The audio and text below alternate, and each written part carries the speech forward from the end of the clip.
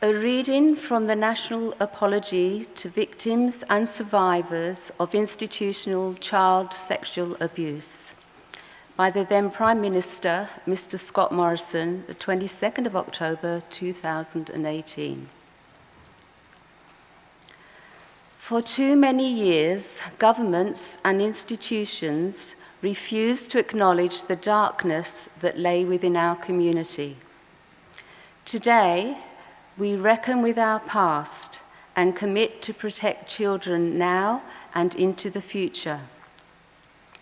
Today, we apologize for the pain, suffering, and trauma inflicted upon victims and survivors as children, and for its profound and ongoing impact. Today, we say we are sorry. Sorry that you were not protected. Sorry that you were not listened to. As we say sorry, we also say we believe you. We say what happened was not your fault. We are sorry that perpetrators of abuse were relocated and shielded rather than held to account, that records have been withheld and destroyed, and accountability avoided. We are sorry that the justice and child welfare systems that should have protected you were at times used to perpetrate yet more injustices against you. We apologize for the lifelong impacts this abuse has had on your health, your relationships, and your ability to live life to its full potential. We also extend this apology to your children, your parents, siblings, families, friends, and supporters, all those who have helped carry the burden of your experiences and helped advocate for accountability. Because of our inaction, too many victims are no longer with us to hear this apology. They did not live to see the justice they deserved. But today we remember them, and we extend this apology along with our sincere sympathies to their families, friends, and supporters. As we say sorry, we honour the courage of survivors and advocates who spoke out to expose sexual abuse in our institutions, often at great personal cost. Your voices saved lives. Your bravery has allowed us to uncover this dark chapter of our national life and understand what we must now do to protect children. Also, we acknowledge the many victims and survivors who have not spoken of their abuse. Your suffering is no less anguished for your silence. Today, we commit to take action to build awareness in our community and strengthen our systems to promote children's safety across Australia.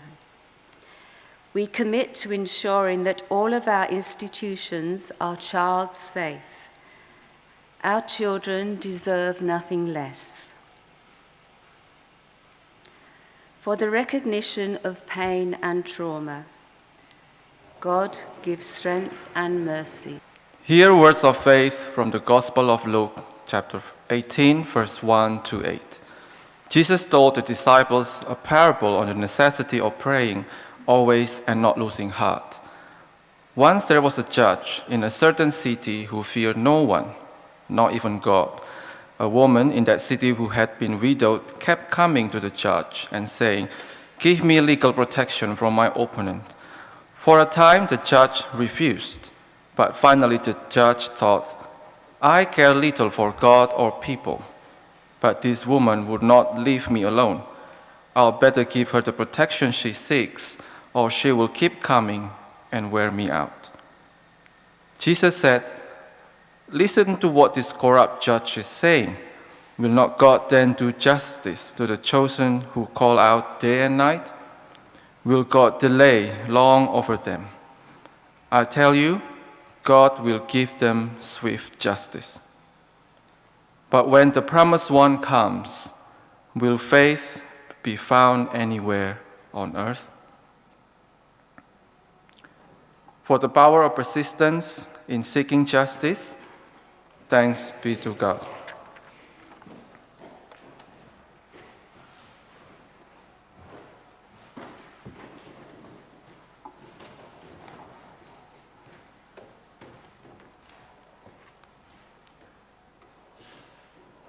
A few months ago, we at Pitt Street incorporated into our liturgy Miriam Rose Ungemai Bowman's speaking of Dardiri.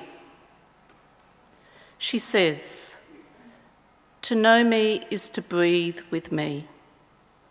To breathe with me is to listen deeply. To listen deeply is to connect. Let's take a moment to breathe together, to listen deeply and to connect."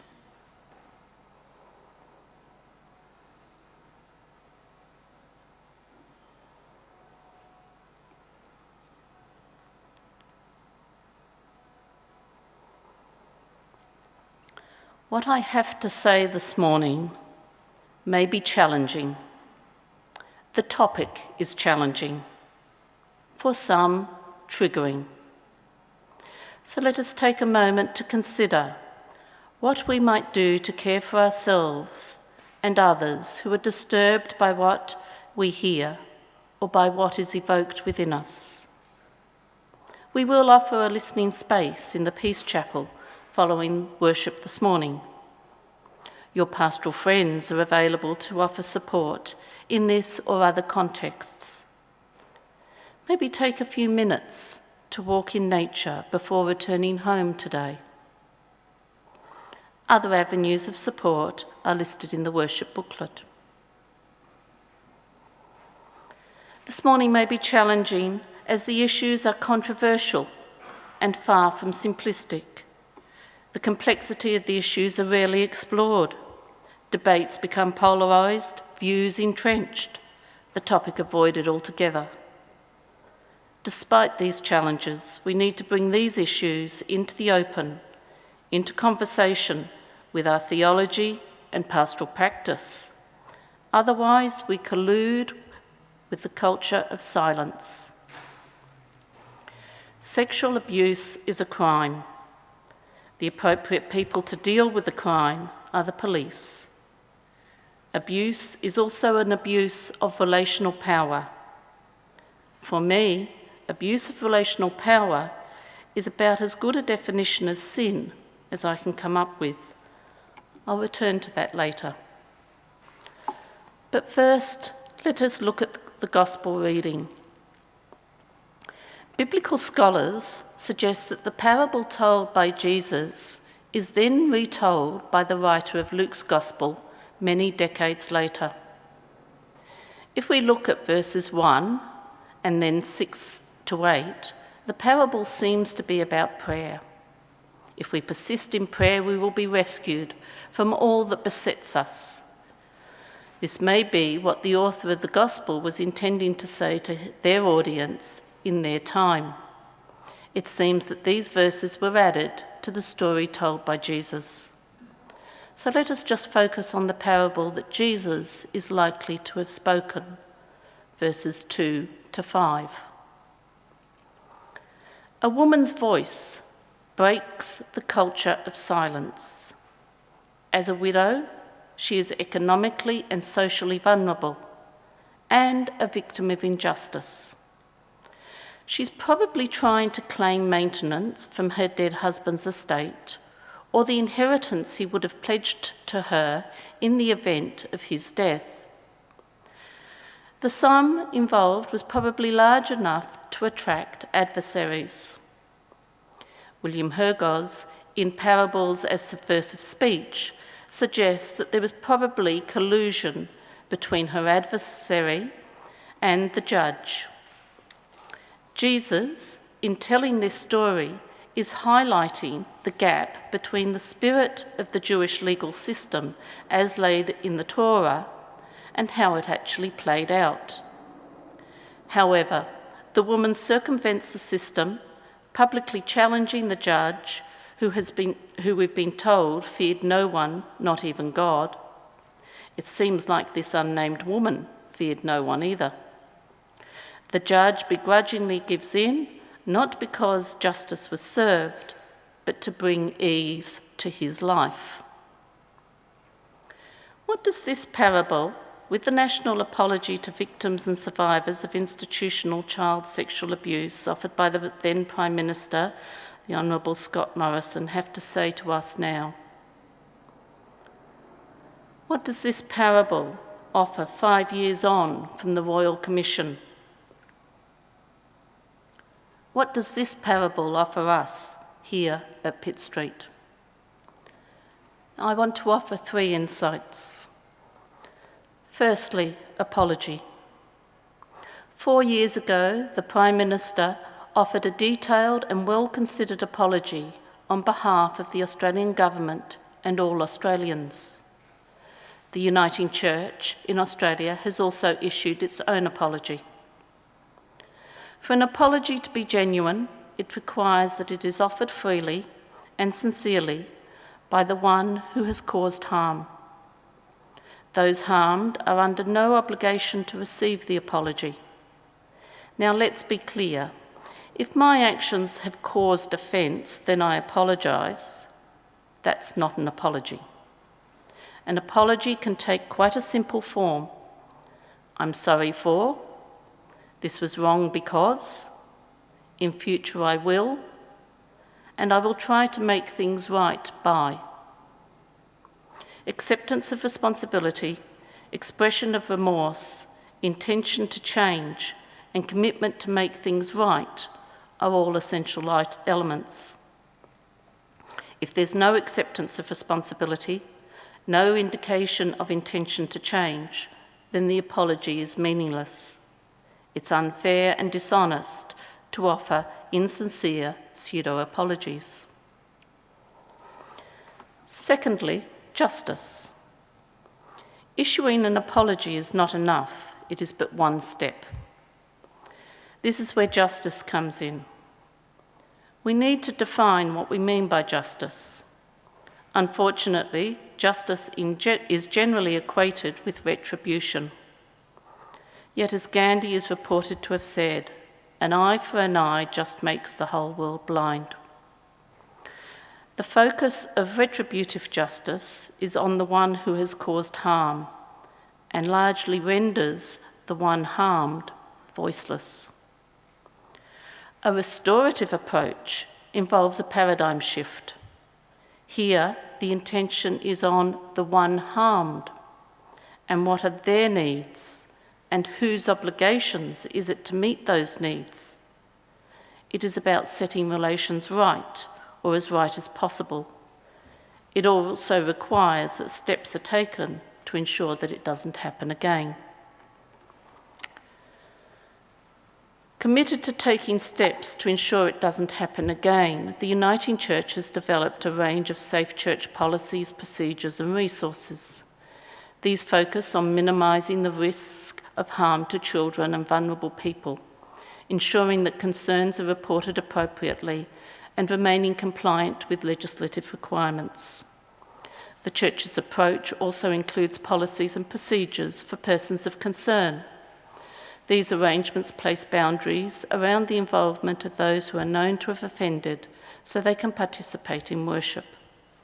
In this way, the Church aims to balance the need to protect children while upholding the rights of individuals to worship in a congregation, to minimise the risk of abuse, misconduct and abuse of power, while encouraging that all people are respected and valued. Working with children checks are now required by most organisations for employees and volunteers who work with children and vulnerable people. Such safeguarding measures are now required by those who volunteer within the Uniting Church, not only for those working with children, but also for anyone who is perceived to be in a position of leadership and hence trustworthy. Pitt Street Church Council considers that nearly every volunteer could be perceived as a person of trust. So in future, working with children checks will be required to volunteer at Pitt Street. And I will speak at our AGM later this morning about what this will entail practically. However, working with children checks alone will not ensure the safety of children and vulnerable people. We need to go beyond compliance and checks and create a culture of safety. We need a trauma-sensitive and restorative approach in what we do at Pitt Street. And this brings me to my third point this morning. Yes, our first priority must be the protection of children and vulnerable people, so further harm is not inflicted on them. But what of those in our community who have been harmed? The prevalence of sexual abuse in and beyond Australia is disturbing. Within any faith community, we can anticipate that, like in the wider society, some 25% of women and 12% of men have been sexually abused as children, depending on the definitions used. In addition, it's estimated that 17% of women and 4.3% of men have experienced at least one sexual assault since the age of 15. Consequently, it would be fair to assume that the majority of any congregation would either be or know a primary or secondary parents, siblings, spouse, children, victims of abuse, with the ripples spreading out in the community and across time. Yet rarely are the effects of abuse acknowledged in faith communities, and that is why Sundays like this are important, or we risk continuing to silence the voices of those who've been harmed and colluding with perpetrators. The congregation needs to commit to making Pitt Street a safe and courageous place for all. We must embed a trauma-sensitive approach, prioritising the needs of those harmed through abuse, be it as a child or adult, inside or outside an institutional context. A trauma-sensitive approach requires establishing trust, witnessing truth, prioritising relationality, and enabling flourishing. Foundational to establishing trust is the cultivation of safe and courageous spaces, not only children and vulnerable people, but for those who've been harmed and those who've caused harm. This requires transparency, collaborative decision-making, and accountability. Witnessing truth involves the full acceptance of the trauma stories, be they spoken or unspoken, speakable or unspeakable. One of the theologians who was informing my research in this area is Associate Professor Shelley Rambo. Shelley invites us to attend to Holy Saturday. Holy Saturday, the day between crucifixion and resurrection. It is the day that is often glossed over in the liturgical life of churches. Yet Holy Saturday offers a unique opportunity to communities to contemplate and ritually embody the experience of remaining in the place between death and life. This place between death and life is the lived experience of the traumatised.